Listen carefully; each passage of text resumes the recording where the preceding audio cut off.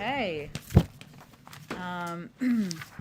Just one item for all of you at the top, and I just have a hard out at 5 of, but I think we can get around to everybody in the room.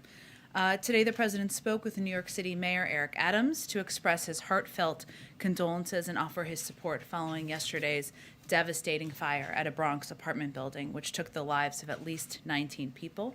In the wake of this terrible tragedy, the president wanted to reach out to offer comfort and also offer support in case there's anything the mayor needs. Our hearts go out to everyone who was impacted, and we're very appreciative of the heroic work of the first responders who were on the scene so quickly. I know some of you have asked about assistance. I'm not aware of any requests for federal assistance, but of course we will let you know if there's anything to share, and we will remain in close contact with leaders there as well. With that, Zeke, why don't you kick us off? Thanks, Jen.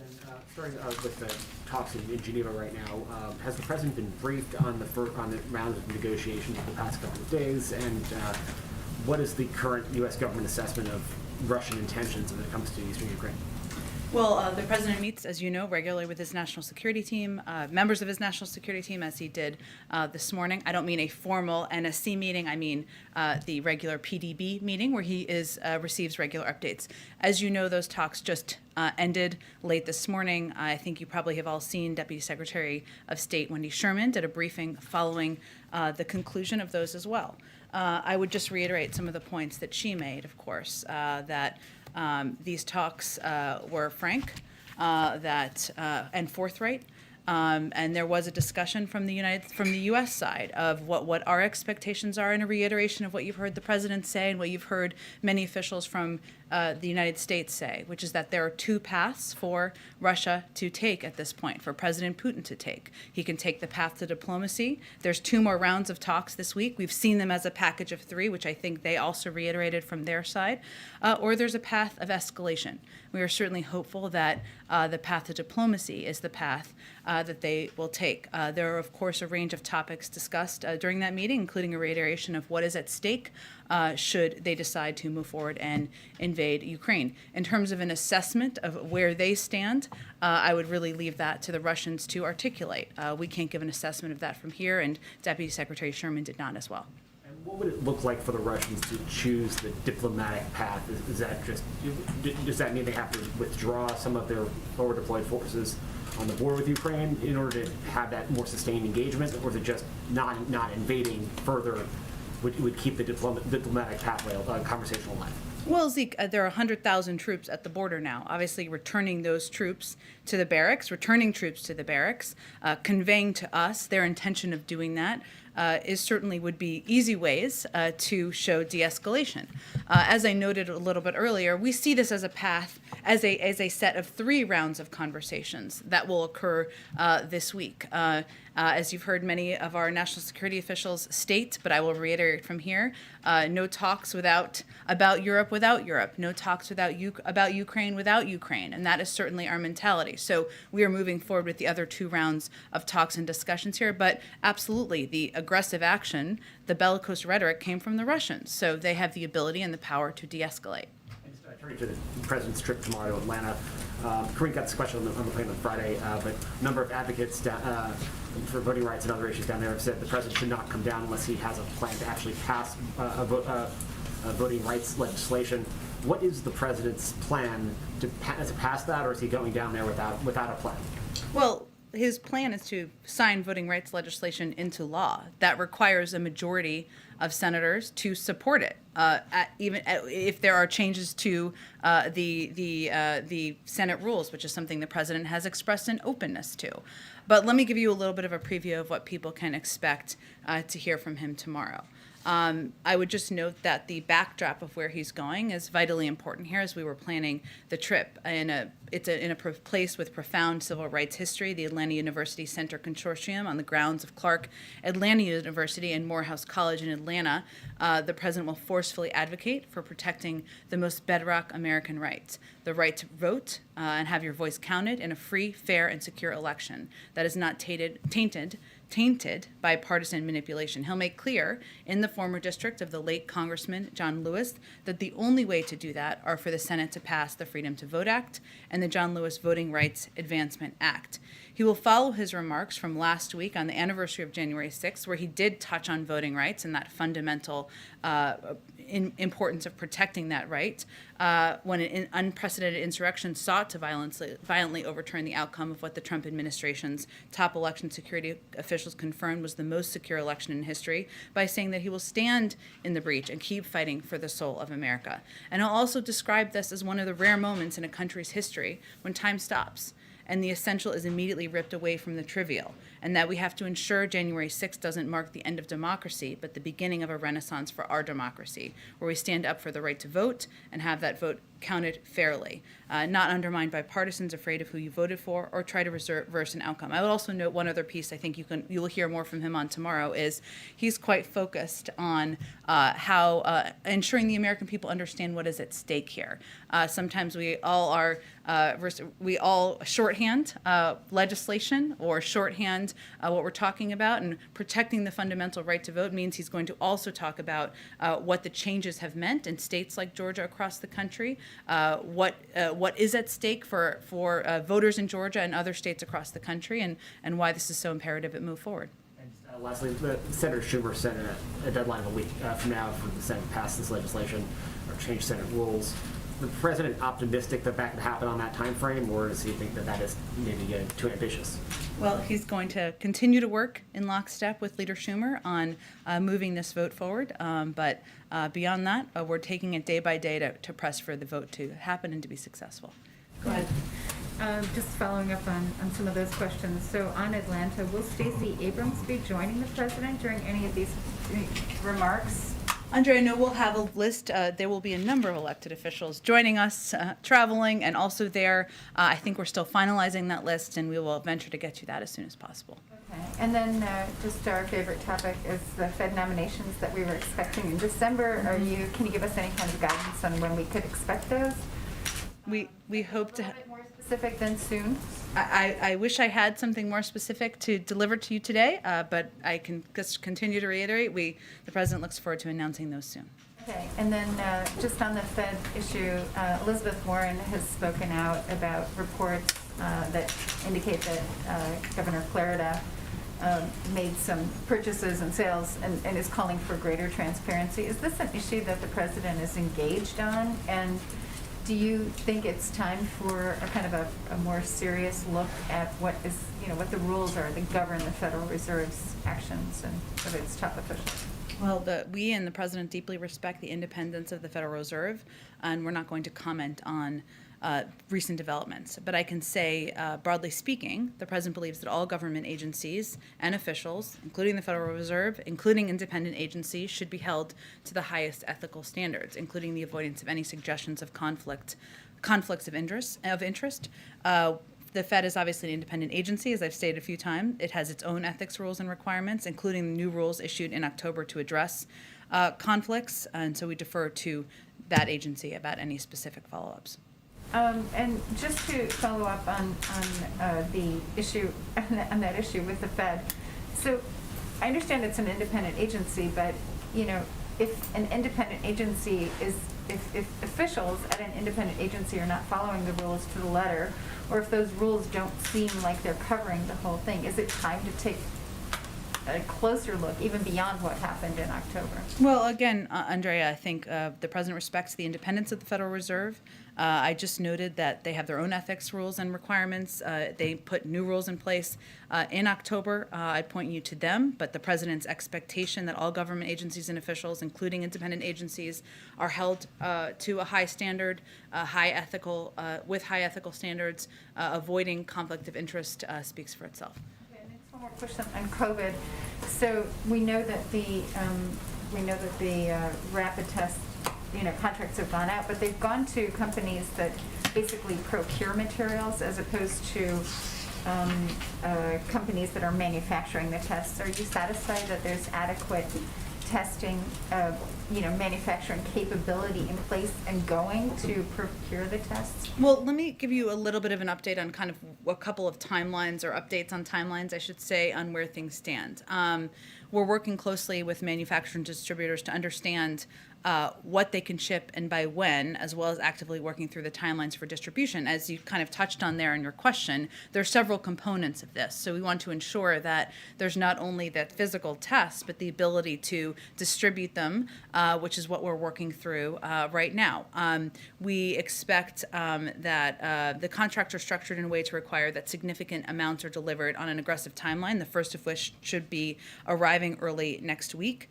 We expect to have all contracts awarded over the next 2 weeks, and then Americans will begin being able to order these tests online later this month. We also expect to have details on the website as well as a hotline later this week. So these are all components that we're working through and working to expedite as quickly as possible. On the hospitalizations, which are now at a record level, is there anything that the federal government can do to augment the capacity of hospitals, which are now having to cancel selective surgeries, I think in something like more than half of U.S. states? Is that something where DOD could come in with mobile field hospitals, perhaps to just offer additional capacity? Well, we actually have deployed a number of resources from to surge resources over the course of the last several months. We will continue to do that, and we're working with local health authorities, state leaders, local leaders to determine where there are the greatest needs. But we have deployed a range of resources, many of them through FEMA, to ensure that local communities who have higher surges or needs in different ways, I should say, have resources from the federal government. Go ahead.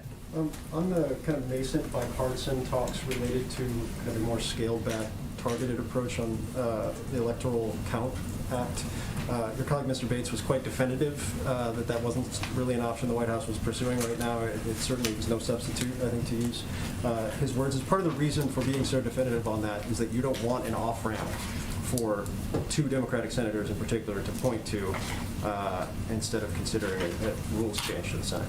I've always known my colleague, Mr. Bates, to be definitive. I don't know if you all experienced that as well. But I think what our position is from here, and what the position of many advocates for voting rights and many Democrats on the Hill is that it is not a substitute. And we should not treat it like a substitute, because the two bills that the president will talk about tomorrow have essential components of them that will protect people's fundamental rights, expand access, ensure that people know that when they vote it will count and not be overturned. And we want to be very clear with the public that it is not a replacement or a substitute. Senate Minority Leader Mitch McConnell has declared war on this effort over the course of the last several weeks on the Senate floor. His office put out a lengthy memo last night that said, in part, Democrats will try to use, quote, fake hysteria to break the Senate and silence millions of Americans' voices so they can take over elections. The president's been a little sharper towards Republicans. Do you have a response to that memo, and Leader McConnell?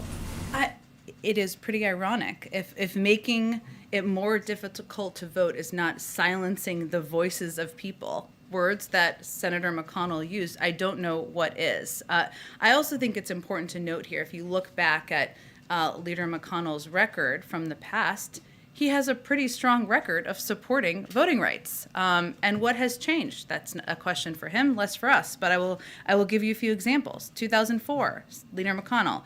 I cannot think of any reason why anyone on either side of the aisle would oppose the protection of the franchise of all Americans. 2006, the Voting Rights Act of 1965 represents one of this country's greatest steps forward.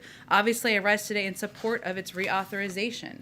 Again, 2006, he wrote in his memoir that he was overwhelmed to witness such a moment in history when the Voting Rights Act passed in 1965.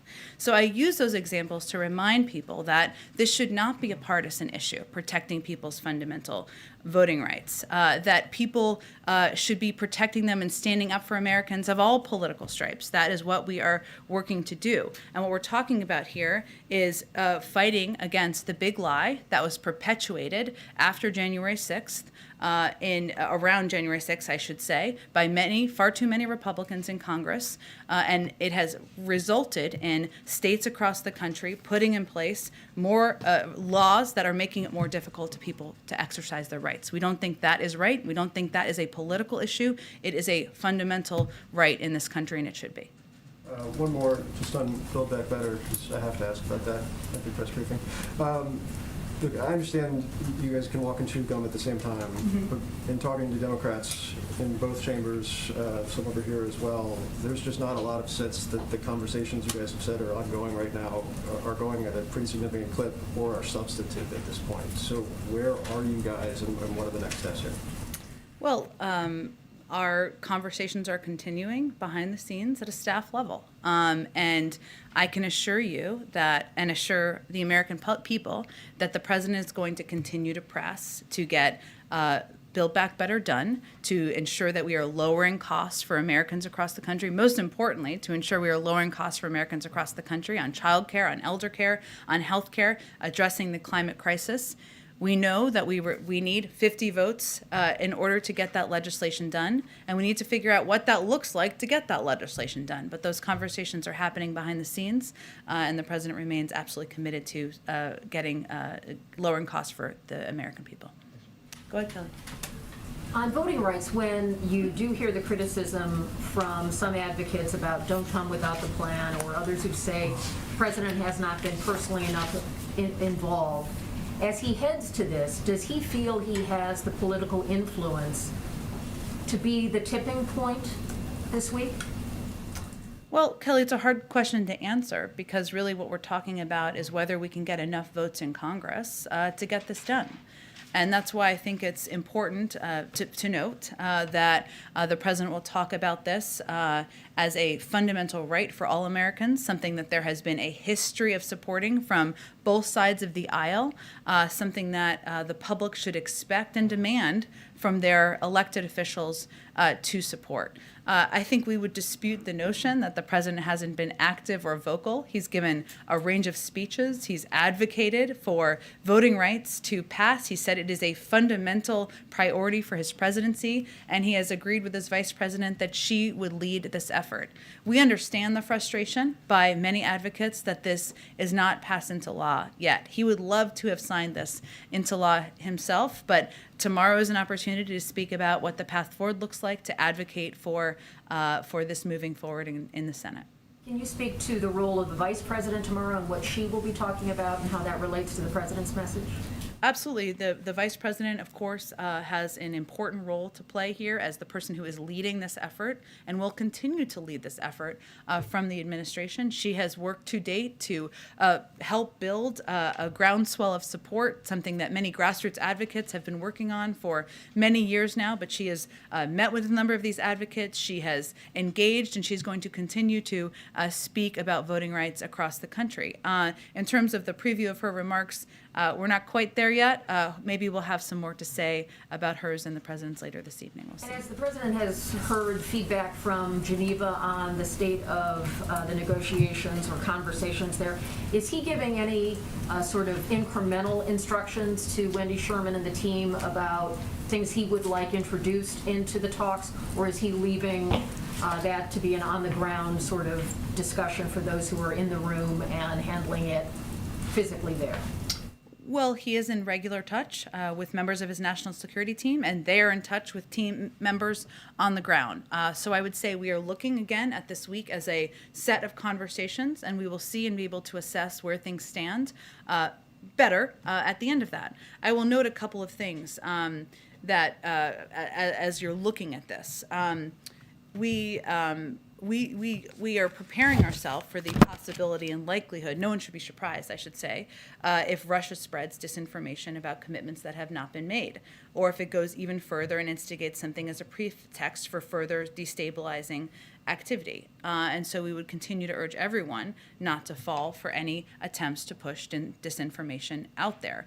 But for the president, the most important thing to convey, and that he's conveying to his team, is that no talks about Europe without Europe, no talks about Ukraine without Ukraine.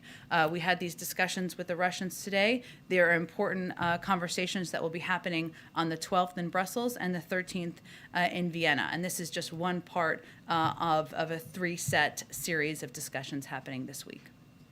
Go ahead. Oh, sorry, Peter, I'll come back to you. I'm sorry. Go ahead. Thank you very much. Can I ask you for the latest on the Chicago schools closure dispute? The governor announced over the weekend the availability of tests. He previously sought the administration's help in procuring tests. Can you say whether the $350,000 they procured involved federal involvement at all, and whether those talks are ongoing? And broadly, do you have any message to both the Chicago Teachers Union and the mayor of Chicago on what you hope to see there in the coming days? This, of course, is the fourth day in a row without any Well, school learning. I would say first that we are in regular touch with the governor and his team and the mayor as well, so we can continue to convey, have those conversations behind the scenes. We have been very clear, publicly and privately, that we want to see schools open. That the president fought for additional assistance in the American Rescue Plan, $130 billion, including $5 billion that went to Illinois, $10 billion that went to testing across the country, to ensure we were prepared and had resources needed to address whatever may come up in the pandemic. But we are having these conversations. We are in regular touch with them, both the mayor and the governor, and we'll continue to see how we can assist from here. Given the mayor is a prominent member of the president's party, has he spoken to her directly? I mean, does he feel the need to intervene here? It seems like a sort of an exceptional case in Chicago when so many other cities are reopening that is bucking a trend in some ways. Well, I'm not going to obviously speak for the mayor, but I think the mayor has also conveyed what her view is here as well. The president's view is that schools should be open across the country, and more than 95% are across the country. That the mental health impact on kids of not having schools open is very harsh and hard, and he does not want to see schools closed across the country. So that there is no secret about that. That continues to be what he states. That's why he fought for funding, and we will continue to be in touch with local leaders in Chicago to work to get their schools open.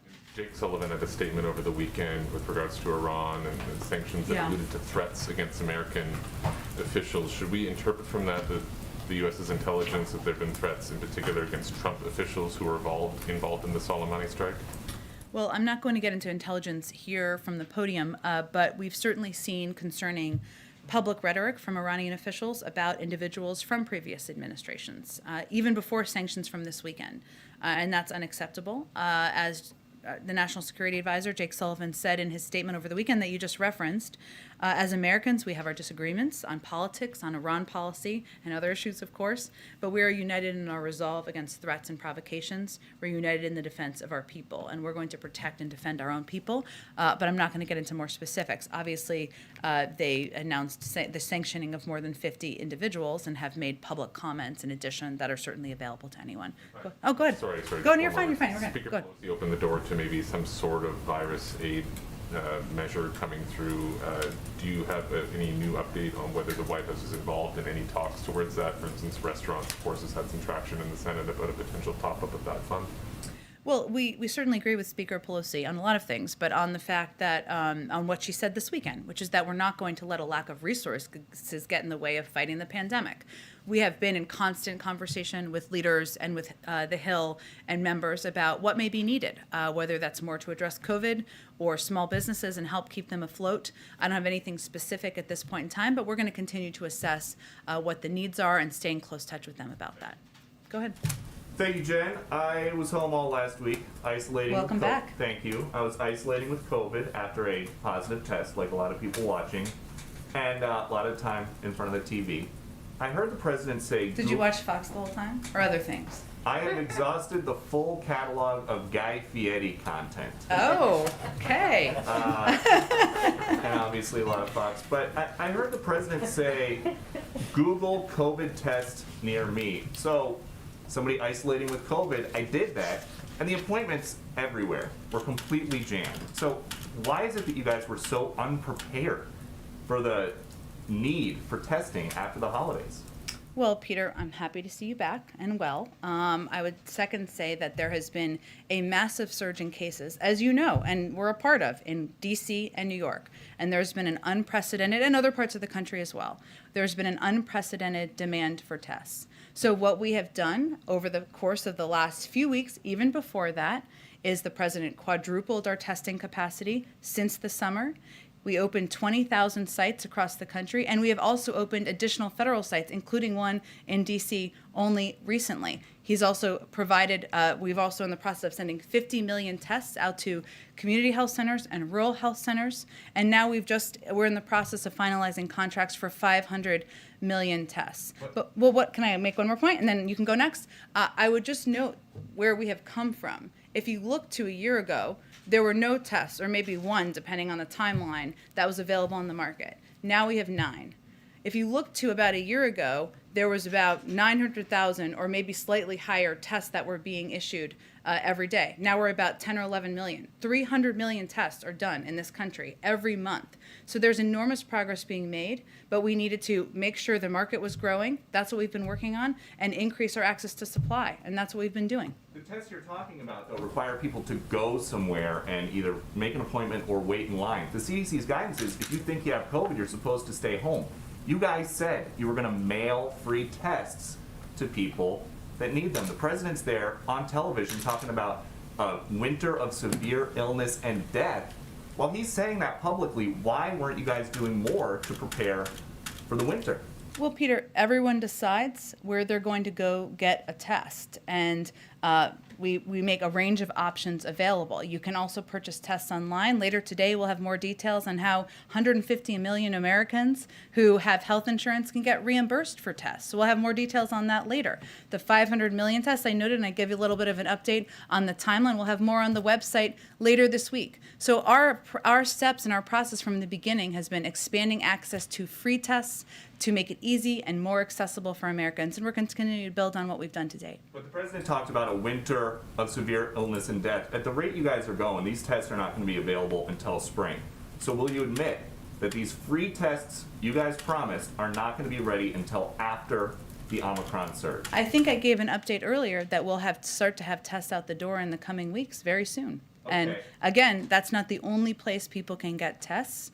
There are a range of ways people can get tests online. Again, you'll know more about how you can be reimbursed for those tests from here. Go to different sites. There are federal sites opening up all around the country. And we understand that you guys plan to rely on the Postal Service to send out these free tests whenever they're ready. But the Postal Service says they're going to have a staffing shortage because of your vaccine mandate. So would you pull back on the vaccine mandate if it meant getting people these free tests sooner? The Postal Service also delivered 98, 99% of packages on time in advance of Christmas. And their leaders have also said they're eager to take on this challenge. So we welcome that, and we're looking forward to working with them to get these tests out to the public. And I understand that the science says that vaccines prevent death. But I'm triple vaxxed, still got COVID. You're triple vaxxed, still got COVID. Why is the president still referring to this as a pandemic of the unvaccinated? Well, I think, Peter, there's a significant difference between, and you just experienced this, and not to expose your public health experience, but I can speak to mine as well. I had been triple vaxxed. I had minor symptoms. There is a huge difference between that and being unvaccinated. You are 17 times more likely to go to the hospital if you're not vaccinated, 20 times more likely to die. And those are significant, serious statistics. So yes, the impact for people who are unvaccinated is far more dire than those who are vaccinated. Will the president update his language at some time to be more reflective of the fact that people who are triple vaccinated are catching and spreading COVID? I think the president has said, as have we a number of times, that there will be breakthrough cases. There will be people who get COVID here, at different media organizations, at companies around the world, around the country, who have been vaccinated. But there is a significant difference between being hospitalized or dying and being vaccinated with more mild symptoms. And then last one, you guys have been very aggressive countering COVID misinformation. So what do you guys think about COVID misinformation coming from the Supreme Court and Sonia Sotomayor's false claim that over 100,000 children are in serious condition, many on ventilators. Well, I'm not going to speak to Supreme Court arguments or statements made in those arguments, but I will tell you that what is at stake here is our effort to protect health workers and, most importantly, protect patients with the CMS rule, and also to make workplaces safer with the OSHA rule, which we have confidence in our legal argument for. So I will leave it to them to decide, but that's what's being argued now. Go ahead.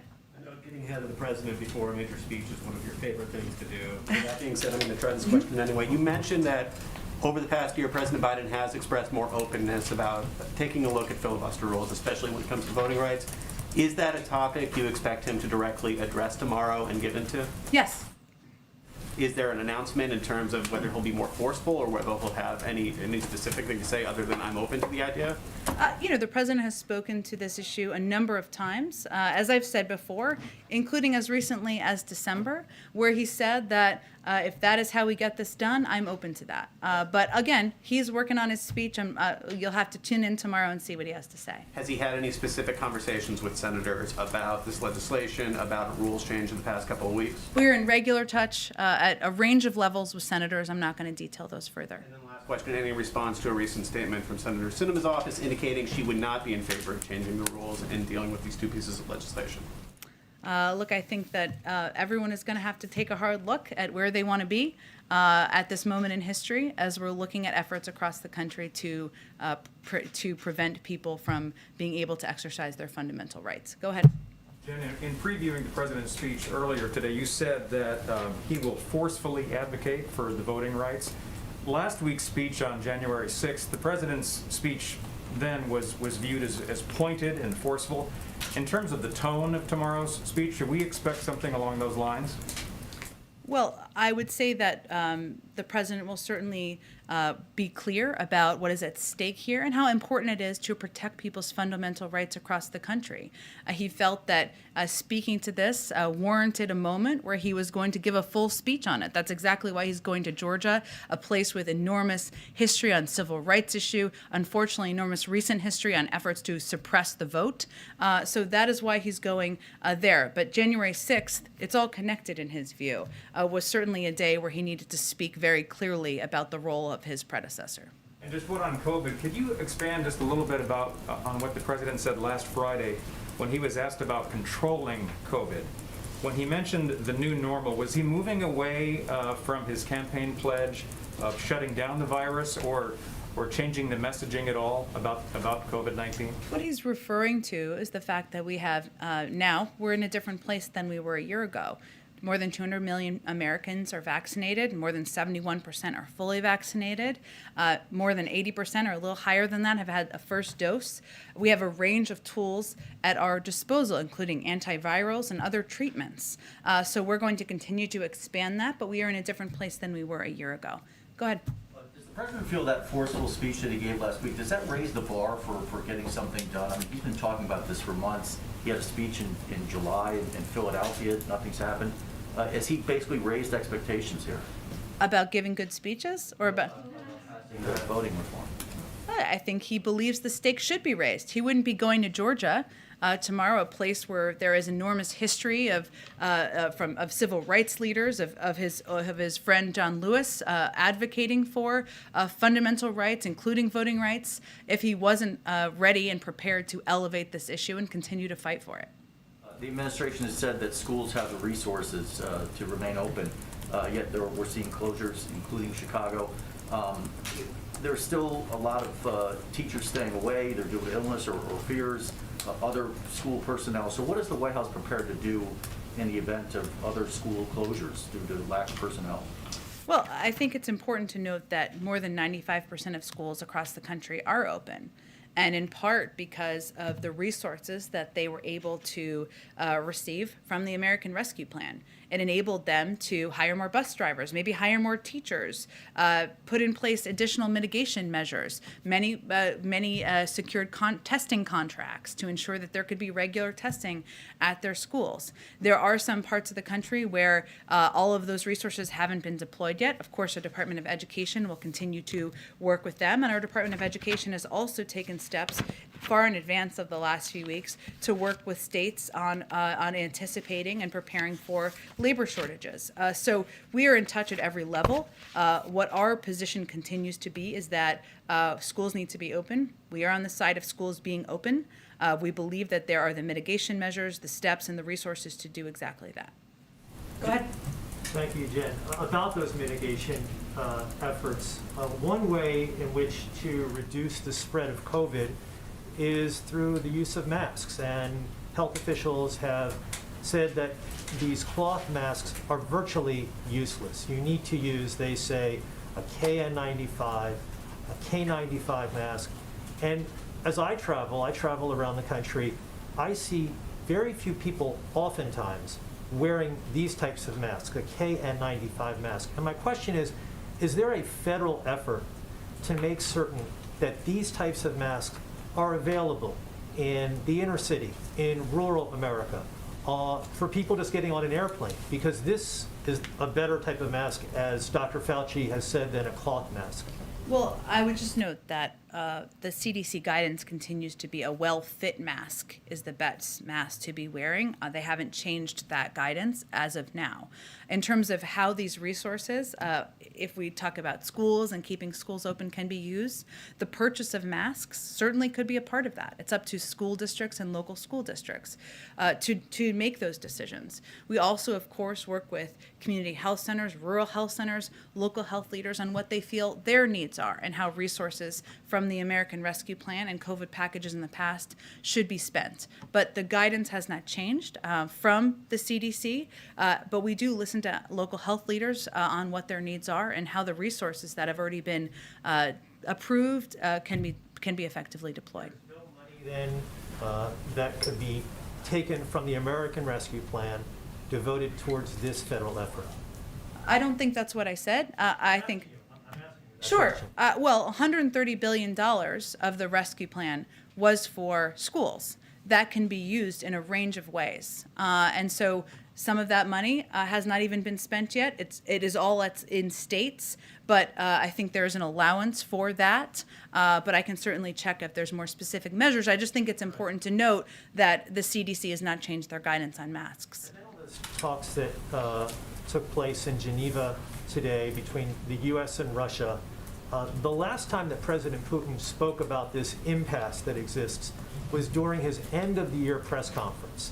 And during that end-of-the-year press conference, President Putin said, the ball is in the U.S. court on this particular issue, which is different than what you said when I asked you that same question in early December. Do you disagree with that contention that the ball is in the U.S. court here? Well, I think it's not just about me disagreeing. The facts disagree with that. Russia and President Putin has built up a troop presence of 100,000 troops on the border of Ukraine.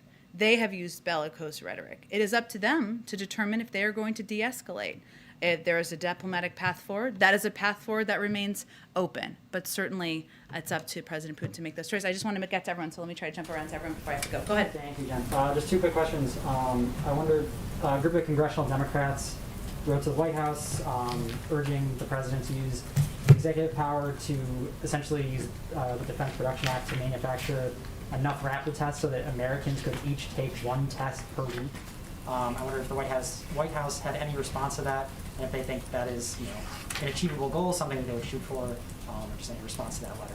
Well, we've seen that letter. The good news is that we agree, and we're already doing most of what's in that letter. So we use the Defense Production Act to drive production of these tests, and we'll do so again when it can accelerate production and delivery of these tests. We used deployed $3 billion procurement of tests. We used $3 billion to procure tests, which became a major driver in increasing and expanding the market for tests. And the president's plan to procure and distribute 500 million tests to all Americans is in and of itself providing a major stimulus for global production of these tests. We agree. That's why we've already used the Defense Production Act. I know they referenced the hotline. There'll be more details on that this week. Our objective here is to expand access to free public testing, as is referenced there. We're already in the process of sending 50 million rapid antigen tests directly to federally qualified health centers. I I know they reference that, and to rural health clinics. And we're publishing guidance, as I noted. We'll have more details later today on that. So the good news is that we agree with a lot of what they're saying, and we have already taken steps to put in place a number of measures. You mentioned, to follow up on the Chicago schools issue, you mentioned that the administration has been in touch with the mayor and the governor. Has anybody from the administration been in touch directly with the teachers union? And if not, why? We are in touch regularly with the teachers union and have certainly been, but I don't have any more details. Go ahead. Thank you. A couple quick questions here. I know you don't want to weigh in on ongoing litigation before the Supreme Court, but not long ago in this room, the Surgeon General told us that COVID misinformation was a public health threat. I'm wondering if the White House is at all concerned, given Supreme Court Justice Sotomayor's remarks about the Omicron variant, that maybe the danger is being overhyped and your message is not getting out? I think I just addressed this. Didn't I answer this question? Are you worried that there's misinformation that is being spread, so much so that even a sitting Supreme Court justice has an inaccurate picture of things? Again, I'm just not going to weigh in on a specific legal argument made in the court. And then I know you've been asked several times about Chicago. You've said it here. You've said it before. The president clearly wants schools to be open. There's been money that's been allocated. Can we expect that the president will be more aggressive and use the bully pulpit to tell teachers unions in Chicago to get black in the classroom? I mean, this is the nation's third largest school district. Well, again, I would note the president has been very clear, as we have been clear. We are on the side of schools being open. That is why he advocated for funding in the American Rescue Plan, and we will continue to convey that clearly because he believes the mental health impact on kids could be dire, and it is imperative that kids are in the classroom. More than 95% of schools across the country are doing exactly that, and we're hopeful that will continue to increase. One more, yeah. Quickly, in December, you and I talked about the Afghan women who had been honored here at the State Department. Sources are telling us right now currently that some of these women are being told that before they can apply for refugee status, they need to leave the country.